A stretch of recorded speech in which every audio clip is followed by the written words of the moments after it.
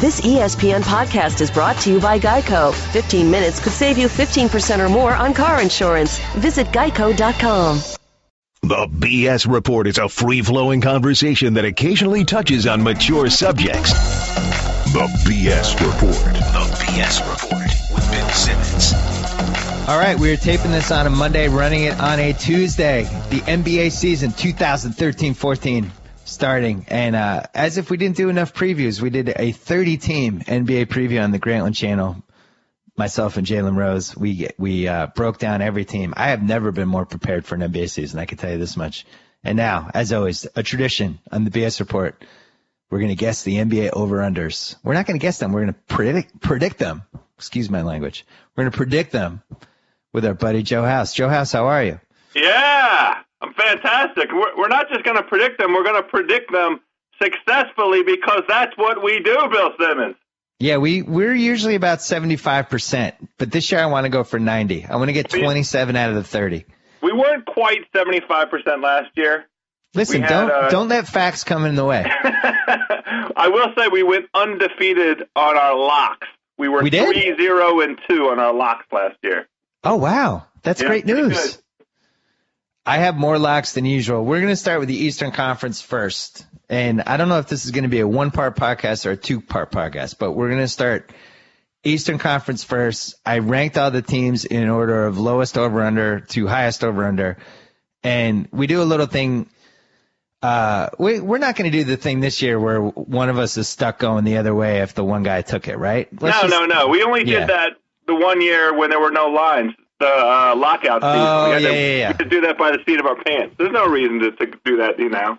All right, so here's the deal with over-under. So every year, Vegas releases over-under win totals for every NBA team. And sometimes there's action on one side or the other. And we're going to mention the ones. We're using the sportsbook.com lines. We're going to mention the ones where there's been action on one side or the other. So for instance, Philly is 16.5. So if you want to bet the over for Philly, you're saying they're going to win more than 16.5 games. If you want to bet the under, you're going to say they're 16 or less. There's been action on the Philly over of minus 125, which means minus 125, you have to bet $125 to win back 100. And if there's over, that means more people are betting the over and the under. So that's all you need to know. We're going to do Eastern Conference first. We're going to go lowest to highest. And the first one, I'm stunned by this one. Philadelphia 16.5 seems high, Joe House. Why does it seem high?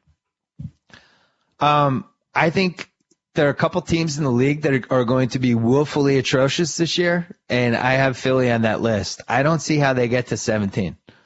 But isn't 17 woefully atrocious? Depends on teams have won 11, teams have won 12. Yeah. I'm going to go back. So here's a season. Just think about this for a second before we keep going. So if you look at the mid-90s NBA, 96 season, 97 season, that was a year where expansion hit, there were bad teams, and it bumped the records both ways. So in 96, Vancouver won 15 games. Philly won 18 games. Toronto won 21. Milwaukee won 25. Minnesota and Dallas won 26 apiece. So you had 6 teams in there that were 26 wins and under, and 2 that were 18 and under. And then the flip side, you had the Bulls 172, you had Seattle 164, Orlando 160, and then you had 4 other 50-win teams. All right, hold on. One more thing on this. So then the next year, 97, which was the year of the Tim Duncan lottery when everybody was tanking for Tim Duncan, you had the Celtics 115 and Vancouver 114. Then you had Philly at 22. You had San Antonio at 20, Denver 21, Dallas 24, Nets 26. So you had 6 teams 26 and under. Then on the flip side, you had Chicago 69, Utah 64, Miami 61, and you had 1, 2, 3, 4, 5, 6, 7 50-win teams. So here's my big point. Sorry it took so long to get here. When you have tanking, the lower gets low and the higher gets high. See where I'm going? I love it. And what I especially love is the historical antecedent, because this is really the mode that we're in this year. How many teams would you say are tanking? Well, right now we know Philly. Yeah. We know Phoenix. Yeah. Pretty sure Utah. Pretty sure Orlando. Yes. Pretty sure on the Celtics. Yep. And then you have a couple teams that are going to pretend to try hard for at least a month and then flip it, which I think includes Charlotte, Toronto at 36 over/under for Toronto. Oh, interesting. Sacramento, maybe the Lakers. And that's not even counting. I had 6 teams, and the Lakers were my 6th. Well, and that's not even counting. There's going to be a team that we don't see that they have this season from hell. Like, for instance, in 97, San Antonio ended up winning 20 games. That was a team that made the conference, I think, finals the year before. They won, I'm going to say, 59 games or something like that. So you lose one star, and then you just decide to throw the season away.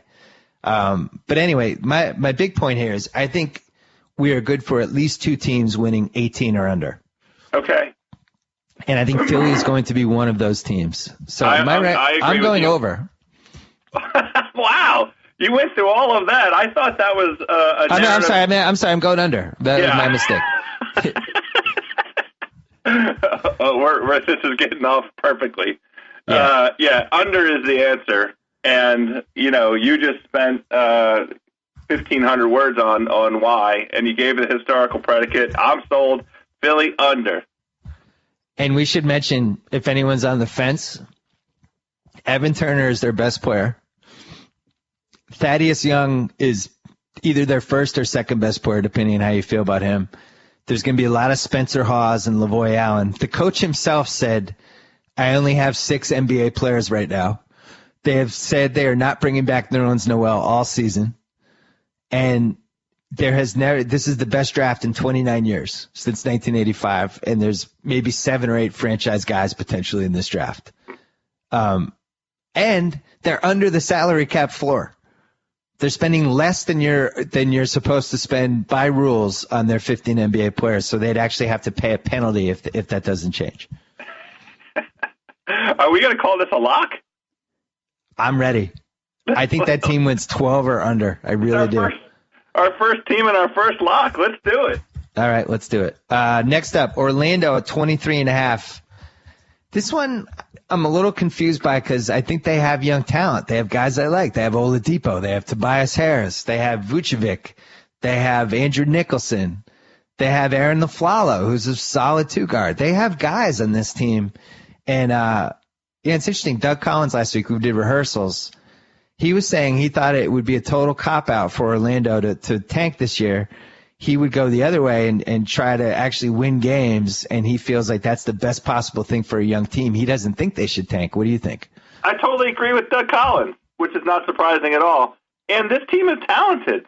Like, if you're Orlando and 2 years ago, you're hung up by by Mr. Hamlet, Dwight Howard, to be or not to be, and you say 24 months from now you could have a young core of really 4 guys that are really interesting, and they fit kind of a variety of positions. I would like that. I like that trade. I like Orlando over 23.5. Yeah, I forgot to mention Mo Harkless, who's another guy. Yeah, that's the 4th guy. I also like the over. Here's the other thing. It's going to be very tough for this team to tank. They have young players. Young players aren't interested in throwing away games. Young players stay healthy. Young players play hard every night. I think it's going to be tough. Listen, they might win 28. They might win 27. I think it's going to be hard for this team to just roll over. We just need them to win 4 more games than last year, and last year was very chaotic. I also love Oladipo. I really do. I think he's going to be the rookie of the year. I like his intensity. I think he's a winner. I think the way he plays and the intensity he brings night after night is something that spreads to other guys. I think Cleveland is going to be horrified that they passed on him. Charlotte, 26.5. I mean, this one we might disagree on. I don't like Charlotte. I just don't like the organization. I don't know what the point is. I feel like they've been lost for ages. I feel like they've been lost since Grandmama. So I'm going under just because that's the way I feel about Charlotte. I don't know why they sign out Jefferson. What's the theory? Possessions, double teams, 20-10 every night. The ability to not fall apart in the last 5 minutes because Byron Mullins is taking 25-footers.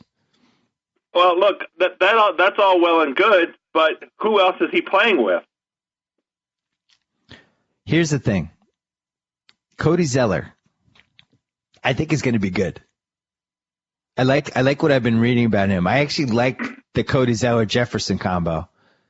Now you have Michael Kidd-Gilchrist, who can't make a jump shot, but at least he's a good athlete. You have Kemba Walker, who can do some stuff. Teams like him. Gerald Henderson can do some stuff. You have the makings of a half-decent team. And Al Jefferson, even though you wouldn't want to pay him $14 million a year, when you're not paying anybody, and, the bottom line is you have a 20-10 guy on your team now, that's a good thing. You have a guy who has to be double-teamed. Right. In a vacuum, the idea of Al Jefferson makes a lot of sense, right? Adding a 20-10 guy is always a defensible proposition. But I don't understand the path that Charlotte is on. What path are they pursuing? You're asking me to explain the motives behind one of the worst owners of the past 20 years in the NBA, Michael Jordan. By the way, what do you want me to say? Of course they shouldn't have signed Al Jefferson. I'm just saying now he's on the team. And my concern with Cody Zeller is he might have a little Cole Aldrich in him. No, stop it. Hey, look, that was Cody another Zeller's big good. guy that you liked that ran up and down the floor. Cody Zeller's a good athlete. Come on. All right. Well, I say under for Charlotte.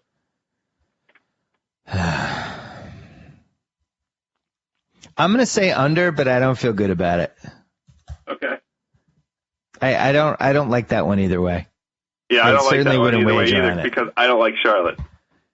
My feeling is they're going to be right around 26. I don't feel great about that one though. I'm there with you.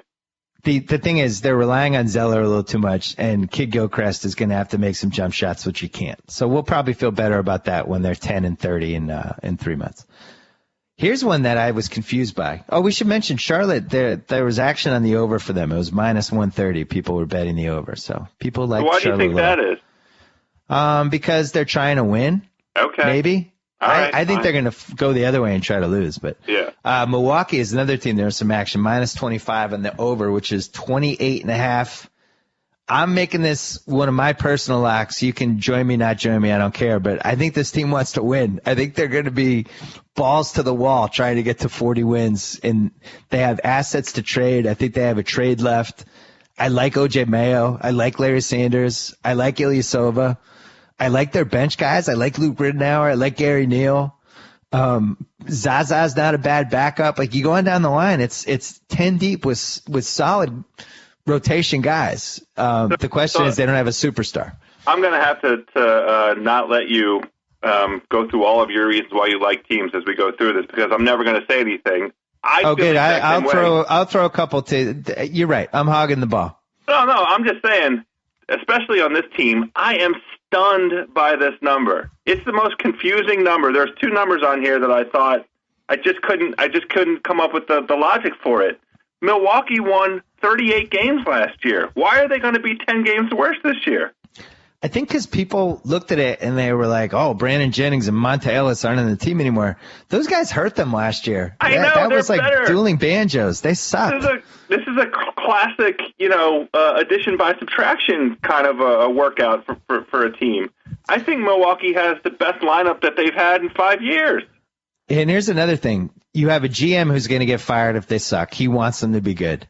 You have an owner who is on the record saying, I don't want to tank. I don't want to hear about tanking. I want to win. My goal is to make the playoffs and put a competitive product on the field week after week for the Milwaukee Bucks. So they're going to win more than 29 games. I agree. They might win 42 or 43 games. I picked them 15th in the Bill and Jalen preview, and people went nuts. Like, as soon as they didn't show up around at number 23, people were going crazy in the YouTube comments, and we're getting emails like, "What are you doing? Did you forget about the Bucks?" Like, and then when it got to like number 17, we got a couple emails. People were like, "I think it's cool that you just decided not to do the Bucks. Like, they just assumed we had forgotten." And then they were my number 15 team. I think they're going to make the playoffs. I really do. I think so too. I think that there'll be 3 teams: Detroit, Washington, and Milwaukee, all sort of right around that 6, 7, 8 range, nosing around. And I honestly don't think Toronto's too far off, but we'll get to Toronto in due course. Boston 28.5. What do you think? Well, let's wait. Milwaukee, we're both over, and it's a lock. It's a lock. We have 2 locks so far. Yeah. All right. Boston 28.5. So I don't understand that number for Boston. That one caught me a little by surprise. Too high or too low? Too low? You think it's too high or too low? We're going to have a debate here. Who is a credible other than Rondo, who it seems like last news report is not coming back until Christmas at the earliest? Mm-hmm. That's a credible basketball player. That's a guy who can play in the NBA. Jeff Green is a credible basketball player. He belongs to the NBA. He's a third and a half banana. And then there's who? Look, the line is too high. I think Okay, I think good. people gave Brad Stevens, they're giving him credit. And it's saying, listen, I get it. He won way more games than he should have with a variety of Butler teams that we couldn't figure out how he was doing it. And they're going to be really well coached. I find it hard to believe he's going to roll over.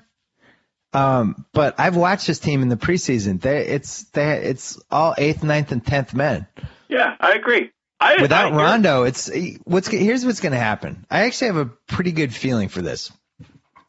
It's going to be one of those teams that's hanging around every game late, and they just lose the last 6 minutes because it'll be 84-82. Especially on the road, they're going to be in a lot of trouble because, it'll be 84-82 with 6 minutes left, and John Wall gets hot. He scores 6 straight. They don't have the guy to answer the other guy on the team getting hot. You know what I mean? Yeah, it's like, what do you do if you're this other? Let's clear out for Jeff Green. They don't have anybody. I just wanted to make sure that C. Lee was Courtney Lee. I didn't know that Courtney Lee was still in the NBA, so I needed to confirm it for half a second. He's very available. Yeah, crunch time we're going probably Avery Bradley, probably Courtney Lee, Jeff Green, Kelly Olynyk. Over Bass? And Jared Wallace. Okay. Jared Wallace has actually looked good in the preseason. The guy who's the stiff has been Humphries. Humphries has been awful. And they thought Humphries was going to be a potential 10 rebounds a game guy. Then the preseason, Wallace looked great. It's unfortunately a team of 8th and 9th men. And what's going to happen is if they start out 10-20 or 10-23 or something like that, either they trade Rondo and just blow it up or they delay the Rondo comeback. But once they smell that they're not going to make the playoffs, it's too smart of an organization. Yeah, they're not going to be like, hey guys, let's go for 35 wins. Like they're going to go the other way. They're too smart. Right. So that confirms the under as far as I'm concerned. I don't feel like it's a lock though because I don't trust the Rondo comeback. Like he might come back in Thanksgiving for all we know. If he comes back, then that changes this. Yeah. Toronto 36. What do you think? So you and I haven't disagreed yet. I know. So I actually really like this Toronto team. I think that they're interesting. I think they're fun to watch. Where did you and Zach have Toronto on the direct league pass? Not that high. Oh. I don't like watching DeRozan or Rudy Gay. Oh, that's funny. What about Valanciunas? I like watching Jonas. Yeah. I'm in on Jonas. I tried to bait you into saying that last name. Jonas Valanciunas. We didn't even talk about the Greek guy in Milwaukee. No. Oh, we didn't? No. Can we save that as a little treat when we switch conferences? I mean, I'm up for it. I love him. The Greek guy's getting his own section. Jalen and I are adapting the Greek guy on the NBA Countdown this year. If he does anything, we're showing those highlights and just going nuts. Well, Should we save it to hear you try and say his name, or should we get it out of the way now? No, we're going to save it. It's going to be our mid-podcast treat. Yet another reason we love Milwaukee. Anyway, so Toronto, I like the over. I like at least 37. I saw in my very, very deep, lengthy research, they went 18-17 with Gay once he got settled in there at the end of the season, and they ripped off 6 or 7 wins at the end of the season there. And I think that's the kind of team they are. I think they're going to hover around 500 all year. Well, this is why I was dreading this NBA Over-Under podcast, because we are now in the vortex. Toronto, Atlanta, Cleveland, Detroit, and Washington. Yeah. These next 5 teams could all win between 20 and 43 games, depending on how the season plays out, who stays healthy, and what their motivations become in February. Because I agree with you. If Toronto just keeps the team they have right now, and you made a good point about they played 500 ball after the Rudy Gay trade, or at least the last 30 games or whatever, then, yeah, they'll win more than 36, especially when you're in the same conference with Philly, Orlando, Charlotte, and Boston. My question is, we know Masai Ujiri. We both respect him, one of our favorite GMs. I don't think Masai, who just signed this giant contract to do the damn thing in Toronto, I don't think he's very interested in going 41-41. Well, I guess I would say why not? Because that gets you in the playoffs, and Toronto hasn't been in the playoffs in a few years. And isn't that ultimately the thing that really gets folks excited? If I was running Toronto, my whole goal would be trying to trade Rudy Gay. Okay. And hoping that he starts off well, and that I can rope Milwaukee or Cleveland or Portland or Minnesota or Dallas or whoever into taking on that contract and getting some assets for it. So let's talk about what kind of assets you think Toronto could get, because that factors right into the value proposition of 36. Because it's not necessarily the case that they trade Gay and that means that they are going to win much, much, much less. They might be able to trade Gay and sort of hang in there. Well, the trade I thought of a month ago, which now can never happen because the Greek Freak is untouchable, is the 2 expiring contracts in Milwaukee. They could put together expiring contracts with the Greek Freak for Rudy Gay. And Toronto tanks, and now they have the Greek Freak. But now the Greek Freak can't be traded. I think LeBron is the only person I would trade the Greek Freak for. Maybe Durant. Maybe. Let me think about Durant versus the Greek Freak. I don't know. Let me think. Hold on. Nah, I'm keeping the Greek Freak. Sorry. I don't know what to make of any of that. I'm exaggerating a little, but I love the Greek Freak. I would not trade if Milwaukee trades the Greek Freak, it would be a knife in the heart to everyone who cares about the Bucks, because all they have right now is the Greek Freak. That's all they care about. Are you going to say his name? No, Giannis. Right. I call him Giannis. He's like Nene or Pele. He's Giannis. I'm not going to try to say his last name. Or Gortat. So we both think over for Toronto. Yeah. But I don't feel good about it. I certainly wouldn't bet on it. And no, that's not. I'm not calling that anything. I wouldn't bet on any of these next 5 teams. I feel the same way. No locks amongst the next 5. Atlanta, I feel a little bit more strongly about. I think, as Zach Lowe wrote in our league pass rankings, this team was built to trade.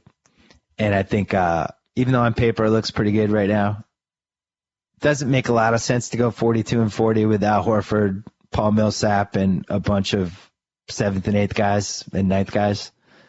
So I'm going to go under. Okay. I'm going to go over because I don't have a good feel for what they get in return. Like who's the most likely trade candidate at the moment? Is it Horford? I think Millsap. I think they flip him in December, and I think he has real value. They acquired Millsap through free agency, right? Not by trade. Yeah, because he had a bad agent, and he signed for 2 years, $19 million, which should be brought up on criminal charges. Ridiculous. Tyreek Evans gets $44 million. Paul Millsap gets 19. Yeah, that's amazing. That's an agent who should lose his license, whoever it was. But you're talking about the perfect salary to trade. A lot of teams have expirings. Dallas, maybe. You could talk about Houston, maybe San Antonio. If he was available at that price, why didn't any of those teams jump in the mix? His agent miscalculated what guys were going for. I think he was holding out for a lot of money the first 2 weeks, and then tried to settle for one of those short-term contracts so he could get back in the market and make $9. But like David West makes $12 million a year, Paul Millsap makes $9. That doesn't make sense. That's crazy. So I think your team is a Paul Millsap candidate. Oh, that would be great. I would welcome that open arms. Believe me. Otto Porter and some expirings. Well, you have to make the money work, though. Otto Porter doesn't make any money. Yeah, but you could throw other guys in a trade. Yeah. Or expirings. I think Ariza. I don't know who else is in the expiring category. All right, so we disagree in Atlanta. Yeah. I like some of the guys in that team. I liked what I saw from Schrader in the preseason, the German rookie point guard. Always like Kyle Korver. I don't know if they have the big dudes this year. It's a lot. We'll see if Al Horford is a legitimate franchise guy or not. I think Josh Smith was better for them than people gave him credit for. Yeah, I mean they're kind of like they have like 7.5 or 8 deep. You know, Lou Williams will be back. Well, he doesn't come back till January. Yeah, but how much of the season? So that's 25 games. But then you're coming off an ACL. Who knows? Yeah. Wait till we get to the Lakers. This is the toughest one coming up. Cleveland, 40. So I'm prepared for anything with this number. I have a very narrow point of view on the Cleveland proposition, which is 40 makes sense if you think Bynum is going to play half the games. And since I don't think Bynum is going to play half the games, I don't think 40 makes sense. I like the under. I don't really like this team. I don't either. I didn't like I understand why they did the Bynum signing. I appreciated the thinking behind it. I just didn't like it. I don't think he's going to help them. I think his body is just broken down. You're an NBA insider person. What did they see in Anthony Bennett? I think they just went for the guy that they felt like had the highest upside. They're in a tough spot because it's a self-created tough spot, but they could have had Jonas 2 years ago. They took Tristan Thompson. I screwed that. No, that's right. And then last year, they could have taken Thomas Robinson. They could have taken Harrison Barnes. They could have taken Drummond, and instead they took Deion Waiters. So they spent 2 top 5 picks in a row on Tristan Thompson and Deion Waiters, which turned out were the wrong picks, and then compounded that by taking Anthony Bennett because they didn't want to take Oladipo. I thought they should have just taken Oladipo. Me too. I think Deion Waiters is a third guard. I said this during the draft. I think he's if he's on a great team, if you're building a team for LeBron to come back in a year, I think he's a third guard. I agree with all of that. I don't like the makeup of this team. I don't like I don't think Bennett can play small forward. So now it's Bennett versus Tristan Thompson for power forward minutes. I don't trust Varejao. He always gets hurt. I don't trust Bynum, obviously. Yeah, so Deion Waiters is a gunner. By the way, what's Kyrie Irving won, by the way? Well, here's the thing about Kyrie, and this is the point I was just going to make. He needs to play a full season at some level. That'd be nice. That'd be nice. At some level, at some point. But sure. I guess the counter argument to them being under and being sort of poorly put together is, what if Kyrie does put together a full season and he plays, the way he played in that stretch leading up to the All-Star game and through the All-Star game? I mean, he was the league darling for about 6 weeks there last year. You remember? I remember, but I also remember they went 24-58. Wow, I'm right there with you. And I remember we both like the under. It's not a lock. They went 24-58 last year. And the year before, they went 21-45 in the strike season. So they're actually worse last year. I really don't feel like going from Byron Scott to Mike Brown and then having a healthy Varejao is worth 17 wins. Seems far-fetched. It makes 2 of us. Jared Jack is going to help them. I think he's a little overrated in terms of the impact he had on Golden State last year because defensively he's not there. I've never seen Kyrie Irving play defense. Have you? No. I don't know. Team looks like a mess. It looks like a fantasy team. It's a lot of pieces. But the thing is, they shouldn't want to be good. What they should want is to get one more lottery pick and then just have a war chest of assets for LeBron and Kyrie and whatever else they add to this team. But I feel like I think they want to compete. I think they want to make the playoffs. Like, here's your candidate for the Rudy Gay panic trade. Oh, no. It's probably your number one candidate, actually. I hope that's not true. I feel like if Bynum plays well, then they really do have some decent assets. Because there's nothing to keep them from moving Bynum. I liked Anthony Bennett heading into that draft, but not at number one. Right. And the weight issue is a concern. I don't totally know what position he is either. Well, I guess we'll find out. They're going to try him. Mike Brown's going to try him somewhere.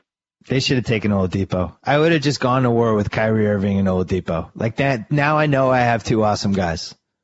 That means then they're confessing that Waiters wasn't what they thought. I know, but fine. But that's the thing is teams making decisions, trying to justify past decisions is the biggest way to get in trouble. Anyway, so we both go under for them. Yeah. Detroit is 40. Interesting.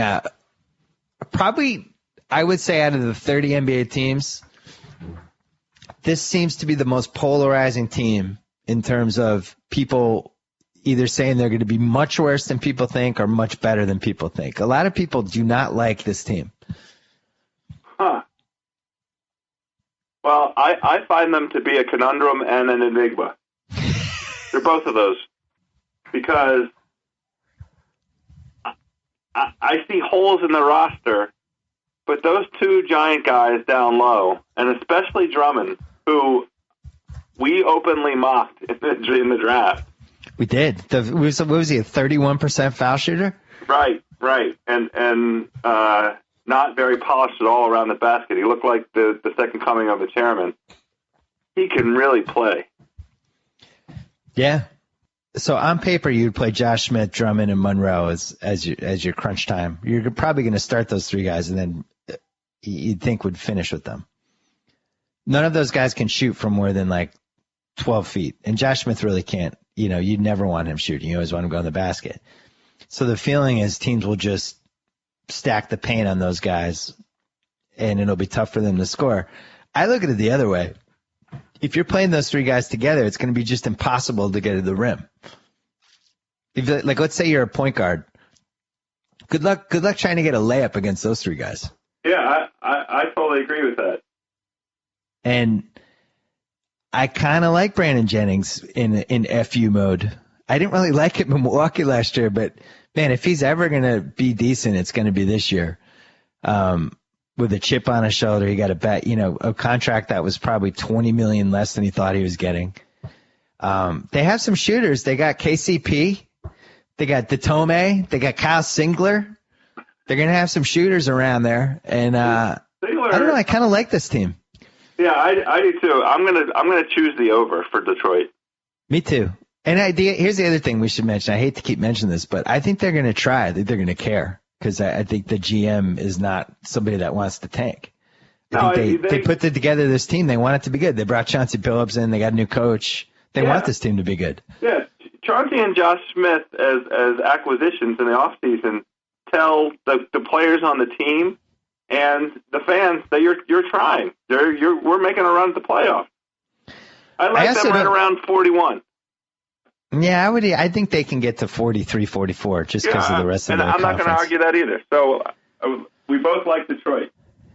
The other thing is, I'm fine with Drummond playing 25 minutes a game this year and just having it be an awesome 25 minutes, right? Just have him be the greatest energy guy off the bench ever and make your crunch time lineup be Monroe and Josh Smith and a shooter and Brandon Jennings, and I forget who their shooting guard is, but who is their shooting guard? I'm going to look this up. Singler probably, right? Yeah, whatever. I'm fine with that being their crunch time guy. mean, it's either Stuckey or Sigler. Well, Stuckey's an X factor for them. He was good once upon a time. I know. There was a time in his life. The chemistry of this team worries me. That's interesting. Why? Well, Josh Smith gets a little sulky. Nah. Brandon Jennings gets a little sulky. You know? They're in the honeymoon. Okay. Well, do you want to save your Wizards for last, or do you want to just bang them out? Let's just bang them out. Okay. Washington Wizards, 40. Your thoughts? I like them at slightly over. I absolutely positively support the trade for Gortat. I was really hoping that Ashik might end up here in a Washington uniform. Don't rule it out. Huh? Who knows? He still might. Oh, that's a good point. We do have another expiring in Trevor Ariza. No, FYI, who tried to sign Marcin Gortat a couple years ago? I don't know who. Dork Elvis. Oh, that's validating. I'm very happy to hear that. Yeah. I mean, of course, we showed up. Google. Go ahead. I was going to say he was there at 12:01 on July 1st, whatever year that was. After the great year he had in Orlando? Yeah, he targeted Gortat, really went after him. Wow. Yeah. Well, that's very exciting. I'm happy to hear it. And I feel like you can sort of write off last season. I know there was a lot of knocks on his disposition and demeanor last year on the court, but really, what was Phoenix doing? I don't think you can play Gortat and Nene at the same time, is my only issue with that trade. Because of the low post space that they occupy? I just think they're redundant, and I don't think they complement each other. I think defensively it hurts you. Well, here's the thing about Nene that I think will help this transition, and it won't be as redundant as some might think. He's not afraid to play facing the basket. He can start 12 feet out or 8 feet or 10 feet out or 8 feet out and get to the basket and make the moves that he wants to make. And Gortat can just occupy the space that he needs to occupy down on the blocks. They don't both have to be on the blocks. What do I do if I'm the other team, though? A little bit up further on one of the wings. What do I do if I'm the other team, though? What do you mean, what do you do? What do I do? How do I beat those guys? There's a move. Well, you mean on the other end? Yeah, the strategy. What's the strategy if I'm playing Washington and they're going to say we're going to play Gortat and Nene at the same time? I'm going small. Right. I was going to say, I guess go small. I'm going small. And if you want to keep posting up Marcin Gortat on me, congratulations. Please do. And same with Nene. If you want to run plays for Nene, go ahead. Your theory was that they're redundant. I'm saying that they're not redundant, but that doesn't mean that they're going to run the offense through Gortat. I just think they're too slow. He naturally will be in the blocks. I don't think you can play them both. They're going to fly Washington. The best offense for Washington is to fly up and down the floor. Right. You can't do that with both of those dudes. Up and down the floor. Right. That's why I think Washington should be the team that's going small. I would play one of those two guys. I mean, maybe they overlap a little bit. They can play small. That was the point of signing Al Harrington. Yeah. That's their ticket. I want to see that team up and down. I don't want to see that team slow down and try to post up Marcin Gortat because he's got a mismatch. I want to see that team up and down. I'm not suggesting that they do that. All I was saying is I don't think that Gortat and Nene are redundant. And Gortat, if he gives you, I don't know, 85%, and this is a funny thing to say, of what Okafor gave you defensively, because Okafor, right around Christmas, right around New Year's, when John Wall came back and when Nene came back from his extended, sort of in and outs because of the plantar fasciitis, Okafor magically took off defensively. He was a defensive force. I mean, I haven't looked at the splits, but I bet after New Year's he averaged, definitely over 10 rebounds, and pretty close to 10 points. Very competent. The problem is Gortat's defense really, really slipped noticeably and dramatically when he was in Phoenix. But that was an effort thing, I think. Well, I don't like it. if I'm a glass half full guy, I'm saying that was effort. That was the Phoenix chaos. He played well defensively when Steve Nash was there. Not really. All right. I'm going to look up the splits after this. Yeah. In any event, I really like Washington. I don't like. You have Nene and Gortat, two guys that I don't know what kind of energy they have from game to game. Well, that worries me. I'm sorry. I'm a little concerned. That was the whole point of having Okafor, by the way, was the character element. I'm going over 40 because I think John Wall's going to lay the smack down this year. Well, the other guy we haven't mentioned is Bradley Beal, who is now 2 making inches. Everybody's breakout list. Yep, and should. Yeah, right. So I like 42 and 40 for this team, and 6, 7, 8 seed. Best case scenario, you have a really good backcourt of up and coming guys who are going to be playing hard every night because they're excited that they're good, and you have guys who can rebound. And if you get anything from that Otto Porter, Webster, Reza, Shannon Brown, every other dude on that thing, you just need those guys to be half decent, and you win 41 games. I agree. Are we going lock? Healthy.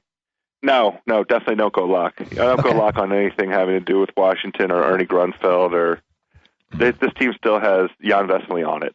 There's no lock. The only lock there is that he won't be in the NBA next year. That's a lock. I thought it was a panic trade. Really? Yeah, I did. That's crazy. Okafor isn't going to play. So they had to play somebody at the 5. I think Phoenix roped you in a little bit. Nene is very uncomfortable playing the 5. It physically pains him. They had to have a competent body at the 5. And this is a team that's all in. They're going for the playoffs this year. But why? What are you going to win the title?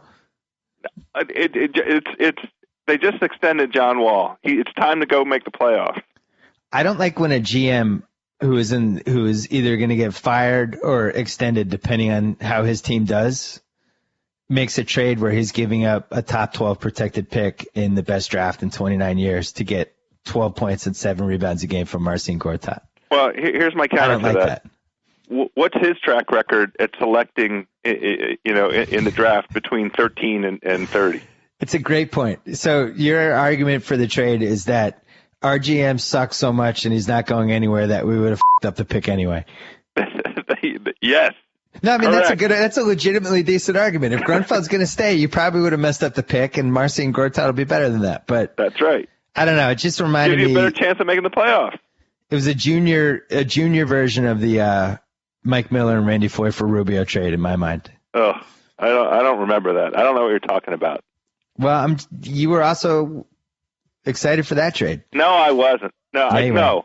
Yeah, you were. My caveat on that trade was, and it's been, we could go back and check the record on this. The only way that trade made sense was you knew that Gilbert Arenas was coming back and was coming back healthy. If there was any question whatsoever about Gilbert Arenas' health and his ability to come back and be as dominant as he was when he got hurt, then you can't make that trade. You're gonna hate Marcin Gortat. I can't wait. I can't wait. You're gonna call me one night. The Polish Hammer. It's gonna be Tuesday night in like late November, and you're gonna call me, and you're gonna be like, "You're so right about Gortat. He drives me crazy. He just blew another switch for a layup, and that blew us the game. And this guy drives me crazy. And I can't believe we have him and Nene." I don't care. Well, we're both going over. Boston still has Jordan Crawford, so. New York Knicks 49. This one is interesting because they have a worse team than they did last year, but the conference is worse. And I don't know what that means. That we're going to get this wrong. That's what it means. I think that number is exactly the number that I would say for wins for them. So I have a really hard time trying to choose over or under. I'm going to say under, but because I think they're going to win 48 games. I'm going under. I think it's a 45-win team, and if anything happens to Carmelo even for 12 games, they're in trouble. Well, defensively, they're going to suck. I think that wouldn't you say there's a better chance of Mike Woodson being in a bunch of he's about to get fired rumors than there is of them winning 50 games? Why are they going to suck defensively? Who are their good defensive players? They sucked last year defensively. I know, they're going to be worse. Pretty good defensively. They brought in Andre Bargnani to help out defensively. Good luck. I know, but they got rid of Jason Kidd's corpse. At least he knew where to stand on defense. Steve Novak is no longer associated with this. Well, that's true. That's not going to hurt them. We both like the under for the Knicks. Hey, here's my question for you on the Knicks. Do you see any way they get ahead of Brooklyn, Indiana, Chicago, or Miami from a win total standpoint? No, and no. Okay. So in the 97 season, which was a tanking season, as we covered earlier, the Eastern Conference, 7 teams won 50-plus games. And in the Western Conference, 5 teams won 49-plus games. That's the only part that worries me about this over-under, but I agree. I think they're going to go under. Well, they do play, the flush some foursome in the East, the 4 toilet teams. Yeah. I'm gonna stick with the under, but I think they're going to win 48. By the way, there's been action on the under. The under is minus 130. Brooklyn, 52. So I start with this. Brooklyn won 49 last year. And just to be blunt, I didn't like their team. I didn't either. But they have quality guys that have played lots of NBA minutes. They have lots of NBA players. And what they did this offseason was magical. I loved it. I loved all of it. From, the package of Pierce and the big ticket, all the way to whatever deal, the Mad Russian cut with Kirilenko and his haircut. I love Brooklyn. I love him too. Jalen loves him.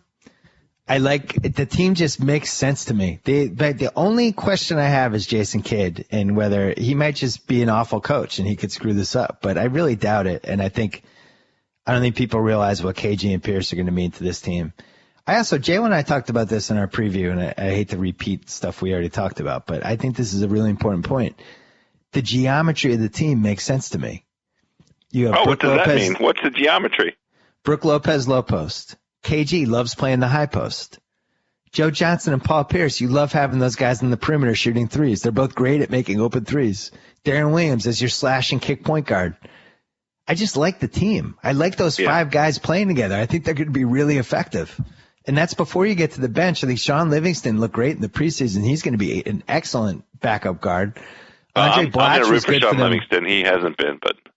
Well, he was good the second half last year. He was an effective backup guard. He really was. Andre Blatch, Kirilenko, Jason Terry, Reggie Evans. These are real guys they're bringing up the bench. In the correct role. Yeah. Yeah. I think they can spot KG and Pierce's minutes. It's really hard for me to imagine this team losing more than 30 times in this specific season with this many teams. And here's the wrinkle to me that really addresses and answers the coach point that you made, which is the only kind of knock you can muster. They have Larry Frank there. Lawrence Frank is Jay Kidd's assistant coach. I'm pretty sure Lawrence Frank has been a successful coach in the NBA before. One other thing, Paul Pierce contract year. Yeah. I think he's in great shape. I think he's going to love being on this team. Pierce and KG haven't been in a situation where they've had teammates like this since 2008.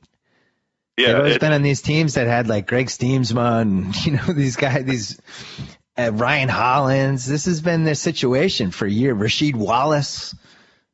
This is a team that goes 10 deep, and it's in a bad conference, and I think this is an absolute lock. Absolute lock. That makes 2 of us. This was the other one when I looked at the list that I was mystified by. Milwaukee and Brooklyn were the 2 that were most like, what am I missing here? There's another one we're 2 away from that I felt that way too. But Indiana 55.5. I know they improved the bench, but I'm not 100% sold on Danny Granger being healthy. I'm not 100% sold on Luis Scola, who I like as a player fitting in on this specific team. And I just think that the top part of the league is better, and what did this team win? What did they win last year? They won 49. They won 49. 49. So we're asking them to now win 6 more games than that. Now their bench is probably ambitious. 6 games better, isn't it? Isn't their bench 6 games better? And haven't we? Isn't the difference between George Hill, a full season of George Hill, and the heavy dose of Darren Collison that we got last year? Isn't that a couple game difference? And DJ Augustin coming off the bench, and Lance Stevenson, his emergence. Well, DJ Augustin, they upgraded from him to CJ Watson. Well, okay, so maybe that's not an upgrade. It's kind of a side. I never liked DJ Augustin, but I like Chris Copeland. He has a skill that is necessary and useful in the league. 56 and 26 feels high for me. Okay. I like 55 for Indiana. I'm going to say under. I'm going slightly under. The part that worries me is the going against bad teams every night in the East. And I just have no feel for how many wins that's worth. This might be a 50-win team that wins 60. Yeah, right. Well, because out of those teams that are kind of in the gory center of the East, too, like that Atlanta, Detroit, Washington, Cleveland, 1 or 2 of those teams could stink. Right. So it could be the flush-some, foursome plus another 2 teams. So you have like 6 crapologies. Yeah. The other thing is, this team's not sneaking up on anybody this year. Right. Like if you're playing Indiana this season, you know that you can't coast in that game. That's a real game. And it's different to have the bullseye on you for 6 months. I think they're going to be right around that over-under. I don't feel great about it either way. They do have the legend back in the mix, too. Are you going to go against the legend? I'm not going against the legend. I am going slight under. That's when we do the tail end of this, if we have too many unders, I'll flip it.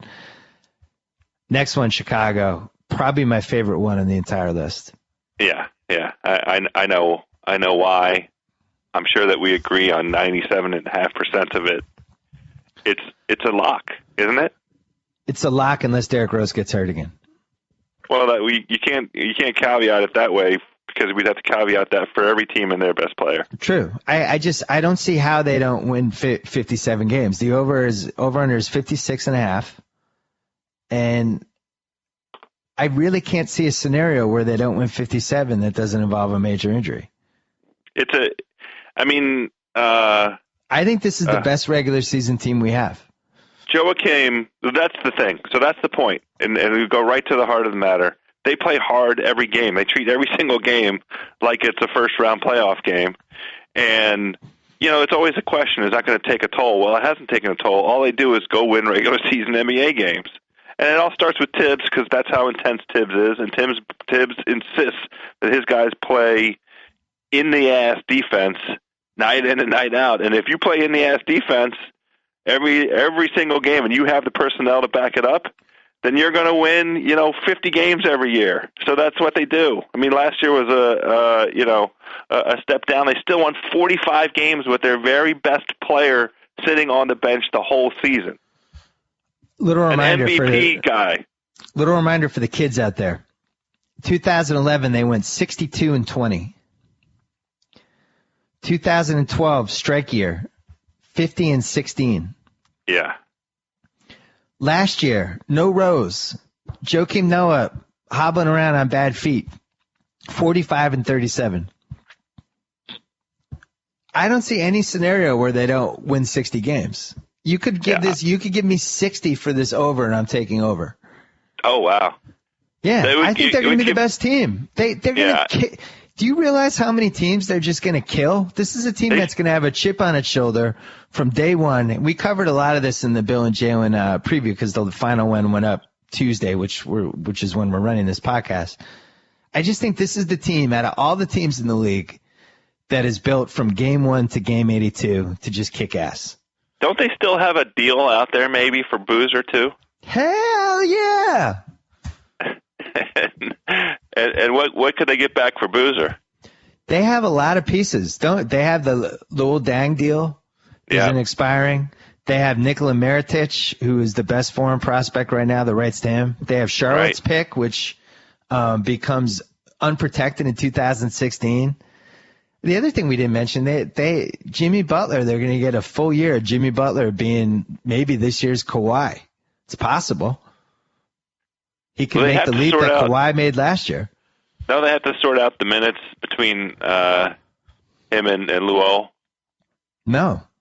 Just play Rose, Dang, Butler, Noah, and Boozer 39 minutes a game. Okay. I'm fine with that 5. All and right. Noah's healthy. Noah's healthy and flying around. So, and on top of everything else, about a groin, but. Well, but I mean, I'm talking about his feet because the feet seemed like that was a real problem. Yep. And then Derrick Rose, chip on his shoulder, hasn't played basketball in 18 months, is not going to be taking nights off. He's pissed off and mad that he had that injury and wants to lay the smack down. He's mad that people are forgetting how good he was, which I think they have been. And I don't know what to tell you. I think they're going to be the best team. I'm not going to argue with you. So we're going the best over regular season team. Yeah. I'm also picking them to win the title. Oh, I'm not. I know. You're with LeBron until he doesn't come through. I get it. That's true. I get it. So Last speaking one, of LeBron. 61.5 from Miami. This is tough because we covered all the reasons why the high-level teams could bump up this year. Yeah. But we also, you're talking about three-peats. And you're talking about teams in that third year, usually, especially Miami. I keep saying this, and people think I'm like looking for reasons to pick Miami apart. And it's just the reality. They played 313 games the last 3 years. Like, that adds up. That's almost 4 seasons in 3. The 98 Bulls went 62-20 during their third three-peat year. The Lakers, in their 2002 season, their three-peat year, they went 58-24. The Los Angeles Lakers, 1989, in their three-peat year, which ended up not being a three-peat because they lost in the finals, they went 57-25. Yeah. The 91 Pistons, who had won 2 straight, that third year, and they're probably the best doppelganger for this Miami team because they had also made the 88 finals, so they had played the same kind of crazy mileage for 3 straight years. In 91, they went 50-32. The track record isn't great for this season. When you have that kind of miles in 3 straight seasons, it's really tough to win 60. I like the under for Miami, even though they get to play a whole bunch of the awful teams in the East. And it's kind of 2 parts or 3 parts to it. The first is they were on a pace to go under 60 last year. Mm-hmm. Then the streak kind of came out of nowhere. Yep. I mean, it didn't come out of nowhere. They're great, so it's not surprising that they reeled off a few wins. Well, but you had some injuries last year too that really helped them, right? Like Rose goes out, Rondo goes out. The league as a whole was a little bit weaker, and they took advantage. And then the streak, and Wade started playing great, and it took a life of its own. Yeah, exactly. I think in a sort of regular way year where you don't have hopefully franchise-altering injuries, too many of them out there, and they're just going to be sort of the defending champs who will be comfortable watching, by the way, Chicago and Indiana, bang it out through the regular season, really trying to stamp an identity on themselves, get themselves psyched up and ready to enter the upcoming playoffs with a theory that they can take the king down. I think Miami, can just cruise to like 57 or 58 wins. 100%. And that's why I'm going under as well, because they only have to lose 21 times to hit the under. Right. This is a 2-part gamble to me. I think Chicago is going to have the best regular season record. I think they're going to be like 64-18 or some number that seems inconceivable now, but it's not going to be inconceivable in January when they're 30-5. Yeah. So once Miami realizes they don't have a chance at that 1 seed, then your mindset changes. Now it's a case of, all right, well, we're going to be the 2 seed, or we're going to maybe even be the 3 seed if Indiana comes on, or Brooklyn, or one of these teams. We have to play 100 games. We're not going to burn ourselves out here trying to finish 62-20 for no reason. Yeah, You know, you want to coast these guys. If Wade's banged up, don't play him. Give him a day off. Play Michael Beasley. This team's smart. They know they don't have to win the regular season. They can win anywhere they want to win in the playoffs, and they're not going to kill themselves to do it. You just made the point. So they don't have to clinch the 1 because they can win critical games on the road. They can win, life and death games on the road. I'm not so sure the same is true of Indiana or Chicago. So that's why those teams have to play and do their best to get the highest seed they can. And the other thing is, all they care about, if Chicago ends up ascending past them and they realize they're not going to catch them, then at that point, all you care about is finishing with a better record than whoever the best West team is. And I don't think any of the West teams are winning 60. Unless I'm not seeing something. I mean, your best case would have been Oklahoma City, but with the Westbrook injury, even if they win 60, it's not going to be more than 61, something like that. So they're going to be, even if they're 58-20 with 4 games left, then they're going to rest all their guys the last 4 games. Right, of course. I don't see it. I think I'm going to go under. I wouldn't bet it. We're not going to call it a lock. So let's recap quickly.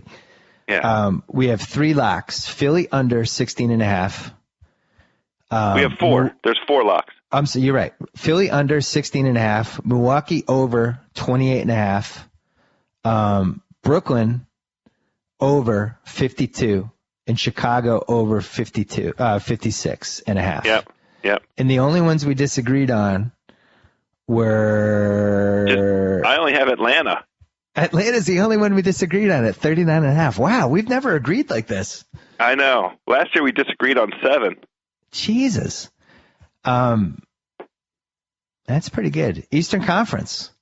You know, the other thing is last year we only had 5 locks. This year we're already up to 4 before we even get to the Western Conference. Yeah, there's going to be a lot of locks. So that's where we're going to make up with agreements rather than disagreements. We're going to end up with locks. The biggest thing I learned from this podcast is that for once in your life, you're too optimistic about a Washington team, and I'm going to really enjoy it over the next 6 months. No, I think I had them over a couple years ago. I'm going to be honest. I don't think you've watched Marcin Gortat play for like 3 years. And why would you have? He was on terrible teams in Phoenix. Yeah, I think you're just remembering the good Marcin Gortat. I can picture him in the Orlando uniform, and that's it. I can't wait. By the way, scale of 1 to 10, how worried are you that Otto Porter's a bust? I'm going to give it a strong 6 right now. I mean, it would be good to see him, actually play some games. The poor guy's been dinged, for most of the summer into the fall. And his summer league, I actually watched summer league games. It's one of my favorite things when the NBA TV channel runs the summer league. And he didn't look comfortable, the way I'm going to put it. Didn't look comfortable in the summer league games. Kind of feel like you should have taken Cody Zeller there. No, I mean, in retrospect now, that might be the answer to having to trade Okafor for, another big man, another competent big man. But it's not like you're going to start Cody Zeller. But, hey, who could have known Emeka Okafor was going to get hurt? A guy who's had neck and back problems his whole career. All right, stay tuned for the Western Conference Over-Unders podcast, part 2 of our Over-Under extravaganza with our friend Joe House. We'll see you in a little bit. Target % off. Whoa. Thank you for downloading the BS Report with Bill Simmons. Too much fun. Check out more podcasts at the iTunes Music Store or at Pod Center at ESPNRadio.com. Peace out. Gotta say, Golick, great call on grabbing Subway for lunch and getting guacamole on our subs. Told you this new guac really amps up the flavor. Yep, something adding up things can be great. Guacamole on your sub, a new co-host to replace you. What was that? Oh, no, nothing. Subway now has deliciously rich new guacamole made from ripe Hass avocados with just a hint of garlic, onion, and jalapeno. Discover how new guacamole turns up the flavor on any of your freshly made favorites. Subway, eat fresh.